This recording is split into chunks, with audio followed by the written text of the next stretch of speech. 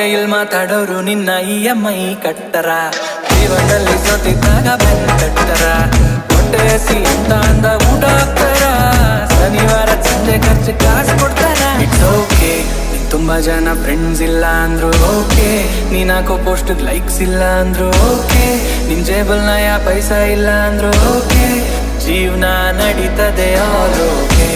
ಸ್ವಾಭಿಮಾನ ದೇವ್ರಿದ್ದಂಗಲ್ವ, ನಿನ್ನ ಹಣೆ ಬರ ಕೋಣೆ ಕಂಡೋರ ಅಭಿಪ್ರಾಯ ಅಲ್ಲ.